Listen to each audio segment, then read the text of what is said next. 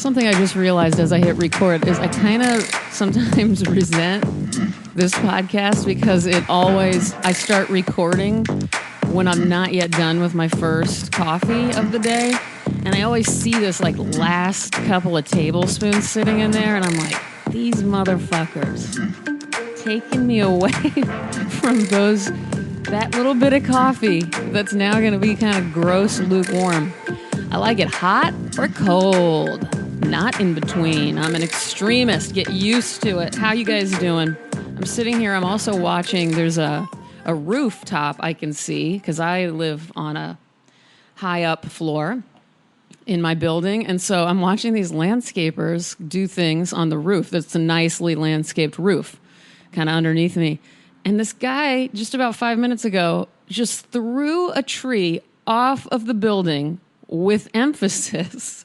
It went crashing down into the parking lot below him. And then he just turned over to the other guy, his coworker, and they high-fived and went about their business. They didn't laugh about it or anything. It was just this, I guess, strange triumph or something. I'd like to approach my workday similarly. I'll have to figure out what the solo artist in her studio version of throwing a tree off of a building is, and then high-fiving the nobody who is with me. There's no one with me. Who would I do that with? I don't know. All right, you guys, I've read it before. From it before. Murder in the Dark by Margaret Atwood. I just can't tell you guys how much I want everyone to buy this book. I think it was really ahead of its time. There's something tonally that is really strange about it. It was published in 1983. You know, parts of it remind me of, some of you know, my favorite writer in a lot of ways is, great, I don't even know her name anymore, Patricia Highsmith. Sorry, have I read her yet on here? I don't know that I have, because she doesn't write poetry or anything really that short. She's also greatly misunderstood and always stuck in the mystery section of bookstores.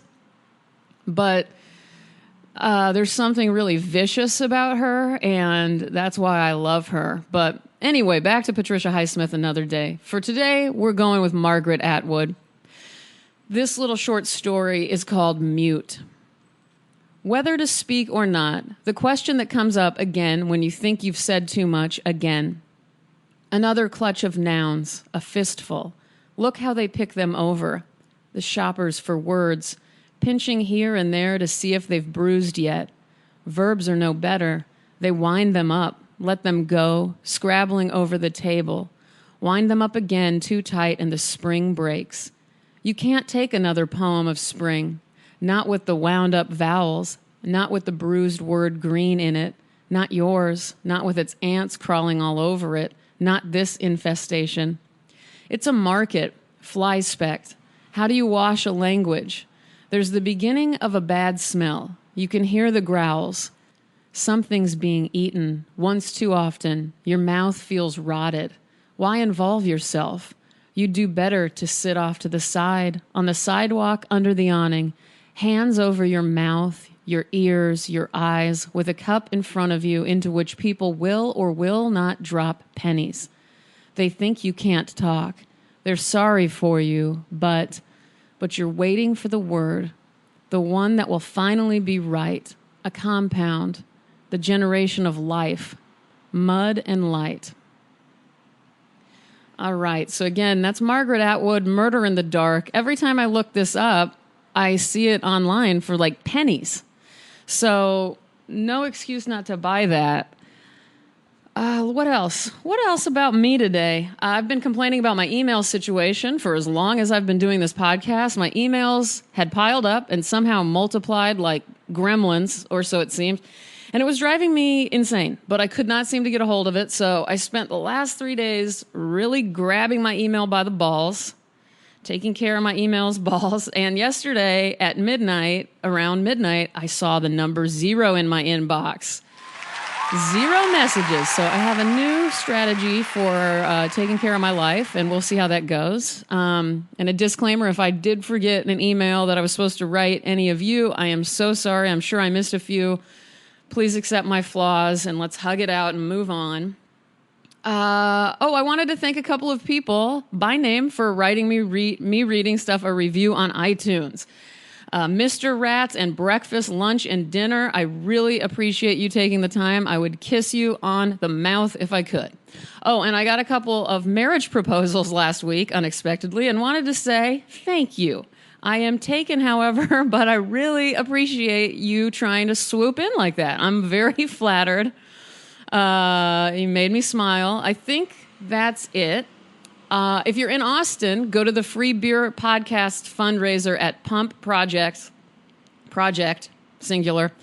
You give them a little cash and you'll be in the running to win a personal podcast created by me for you.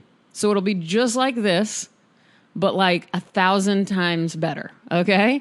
Hit me up on Instagram or Twitter if you need any details. I'm at ROBYN_ONEIL. So let's review. I rule the world because I have a 0 inbox. I love Margaret Atwood and Patricia Highsmith. I love people who write me iTunes reviews. What else? That's it, you guys. What do I want to tell you? Stay inside today. Pretend it's raining. Watch a movie about something cold, like winter. Make soup. Take some over to a friend. Wait, I just told you you can't leave the house today. So take the leftovers to your friend tomorrow. Don't pick that thing growing on your neck. Hug that person. Laugh with some other person. Don't worry about that conversation you keep worrying about. Hide the things you need to hide and eat an apple at 4 p.m. I'll be doing the same damn thing. I love you guys. Be well.